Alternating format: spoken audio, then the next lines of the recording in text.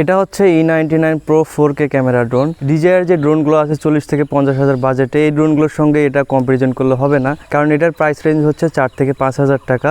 তবে এই প্রাইস রেঞ্জে যে ড্রোনগুলো আছে যেমন E58, E88, DJ1, E99, এগুলোর থেকে বেটার ড্রোন হচ্ছে E99 Pro 4K camera drone. তো আজকে আমরা দেখবো এই বাজেট রেঞ্জে ড্রোনটা কী অফার করছে বা কেমন হবে এই প্রাইস রেঞ্জে। এই ক্যারিং ব্যাগে যা যা থাকছে: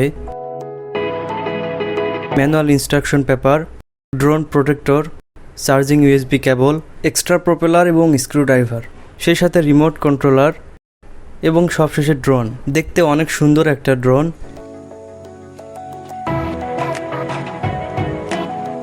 এর সামনে আছে এরকম দুটো লাইট, আর এটা ড্রোনের ক্যামেরা। এটা হাত দিয়ে ম্যানুয়ালি পজিশন সেট করে নিতে হয়। এখানে আছে ড্রোনের পাওয়ার অন অফ বাটন। এটাতে প্রেস করে ধরে থাকলে ড্রোন চালু হয় এবং সেই সাথে এই বাটনে লং প্রেস করে ধরে থাকলে এটার পাওয়ার অফ হয়। এর ব্যাটারি এভাবে রিমুভ করা যায় এবং এটা রিচার্জেবল। এবার আসি এর রিমোট কন্ট্রোলিং সিস্টেমে। রিমোট কন্ট্রোলটি টোটাল 3টি পেন্সিল ব্যাটারিতে চলে। ড্রোনের সাথে রিমোট কন্ট্রোলারকে কানেক্ট করতে হলে প্রথমে এর পাওয়ার অন করতে হবে। এরপর ড্রোনটিকে এমনভাবে রাখতে হবে যাতে এর ক্যামেরা পজিশন সামনের দিকে থাকে, আদারওয়াইজ ক্যামেরা পজিশন আপনার বরাবর থাকলে ড্রোনের দিক উল্টোভাবে কাজ করে। এরপর রিমোট কন্ট্রোলারের পাওয়ার অন করে নিতে হবে। এখন বাম দিকে জয়স্টিকটি একবার সামনে পিছনে নিলে ড্রোনটি রিমোট কন্ট্রোলারের সাথে কানেক্ট হয়ে যাবে। জয়স্টিকটি এবার সামনে নিলে ড্রোনের মোটর চালু হয়ে যাবে। এই জয়স্টিকটি সামনের দিকে এভাবে ধরে থাকলে ড্রোনটি ফ্লাই করতে শুরু করবে। জয়স্টিকটি সামনের দিকে এভাবে যত ধরে থাকবো ড্রোনটি তত উপরে উঠবে। এবার এটিকে পিছনে আনলে ড্রোনটি ধীরে ধীরে নিচে নামবে। এটা হচ্ছে অটো ল্যান্ডিং অন বাটন। এই বাটনে প্রেস করলে ড্রোনটি অটোমেটিক ফ্লাই করবে, আর এই বাটনে প্রেস করলে ড্রোনটি অটোমেটিক নিচে নামতে শুরু করবে। এবার ডান দিকে জয়স্টিকটি ডানে নিলে ড্রোনটি ডানে যাবে, বামে নিলে ড্রোনটি বামে যাবে।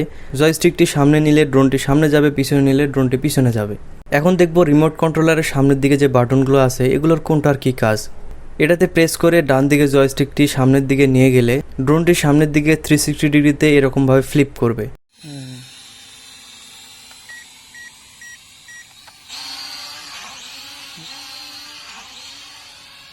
এটা হচ্ছে ওয়ান কি রিটার্ন বাটন। এই বাটনে ক্লিক করলে রিমোট কন্ট্রোলারে কানেক্ট থাকা ফোনের ছবি উঠবে, আর এই বাটনে ক্লিক করলে ড্রোনের দিক রিভার্স হয়ে যাবে।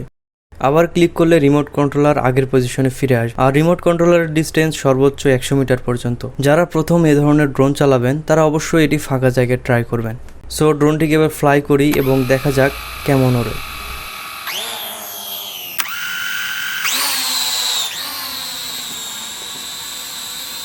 আর এখানে একটা পরামর্শ রইল, এ ধরনের ড্রোনগুলো কখনোই বাতাস থাকা অবস্থায় ওড়াবেন না। বাতাসে এগিয়ে টেনে নিয়ে যাবে আরেক দিকে, কারণ এর ওয়েট খুবই হালকা, মাত্র 85 গ্রাম। প্রাইস কাটিংয়ের কথা মাথায় রেখে এটাতে কোনো ধরনের অবস্টাকল অ্যাভয়েডেন্স সেন্সর বা GPS রাখা হয়নি, যে কারণে খুব সাবধানে আপনাকে এটা উড়াতে হবে।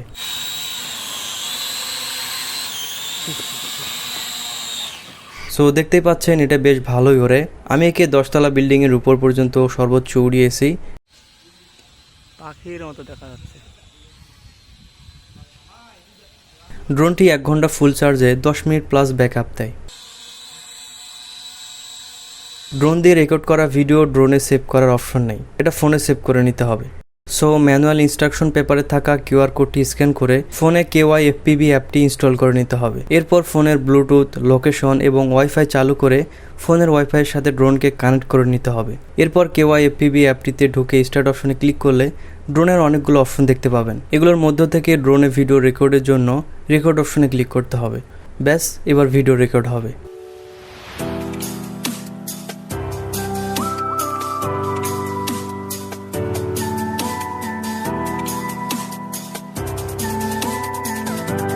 যদিও এটার স্পেসিফিকেশন বলা হচ্ছে এটা 4K ক্যামেরা ড্রোন, তবে এটা অ্যাকচুয়ালি 4K ভিডিও রেকর্ড করে না। এর ক্যামেরা অ্যাভারেজ কোয়ালিটির, তবে এই ধরনের ড্রোনগুলো ছবি তোলার জন্য বেশি প্রিফারেবল। বাজেটের কথা মাথায় রাখলে এর ভিডিও কোয়ালিটি খারাপ নয়।